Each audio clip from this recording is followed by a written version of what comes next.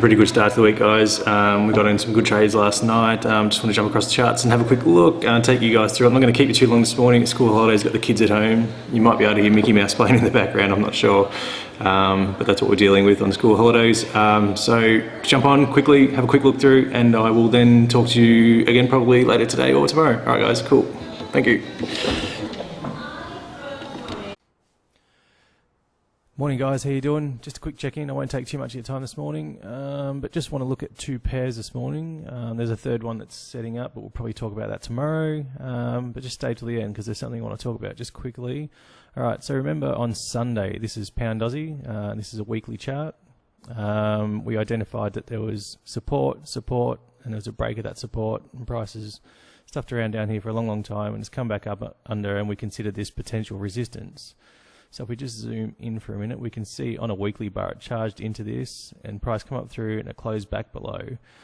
So we took that as a signal for bearish, and we thought the market was going to move short in the short term in the next week or two, and looking for entries. We were waiting for a price. It opened down here. We want it to retrace into the 50% levels of this pin bar.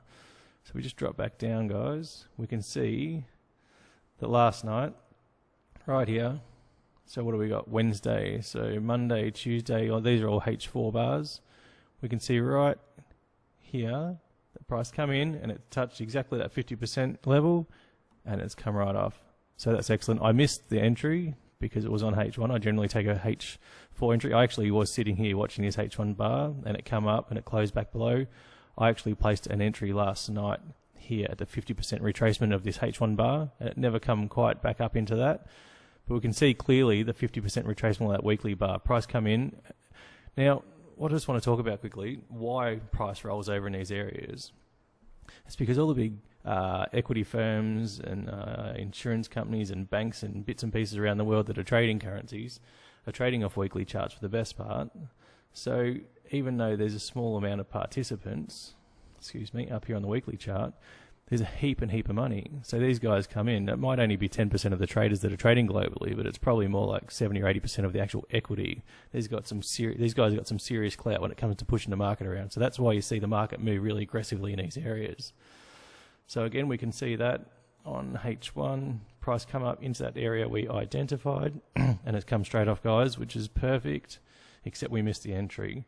So what do we got? If you had like a 30, 40 pips stop loss on here, say 40 pips, price has already come down 130 pips in one night, which is excellent. So that would have been a 3.2% trade roughly, which is excellent. What we would have done is chased it shorter into the extension here. We would have chased a Fibonacci extension down here, which would have given us, what's that?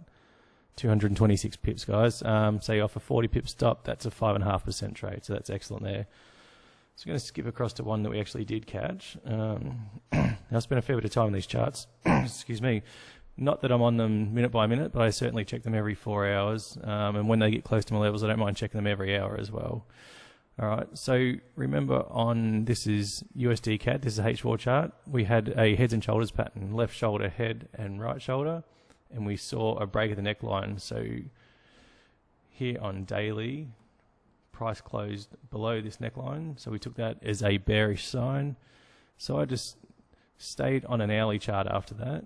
We can still see this is our pattern, left shoulder, head, right shoulder. This is an hourly chart now. What I was looking for is price to come back into this neckline and get some price action for short. So I saw this pin bar here. I took a 50% retracement entry on this pin bar with a 35 pip stop loss. So price has come up 14 pips. My stops were just up here. And now we're sitting in profit. So what are we? 74 pips in profit. So I just go back to H4 for a minute, and I will zoom out. So what I've done is, this is my stop loss. If you can see here in the tab that's come up under the arrow, I've dragged my stop loss through my entry. So now at the very least, if this trade move against me, we're going to take $173 in profit. We're chasing just down to this level. If you can see in the tab popped up, guys, we're chasing 1557 AUD in profit. And price is well and truly more than halfway there, at 2/3 of the way there. I would expect price hopefully to come down in these levels in the next sort of 16 to 20 hours. Probably not much through the day on the O's and especially USD CAD. It's all that sort of American part of the world. Price is not going to react too much over the next sort of 10 hours, I wouldn't have thought, but certainly coming into the end of that London session and back into the American session, price will aggressively move one way or the other, hopefully into our take profits. But we're in a risk-free trade right now. The worst we can do is $170 profit, just because we got that nice clean entry and we moved our stops through our entry just a little bit, just to put ourselves in a risk-free trade. All right, guys, won't bore you too much. Hope you see what we're doing there, and I will talk to you again probably later in the afternoon or tomorrow morning. All right, guys, happy trading. See you tomorrow. Bye.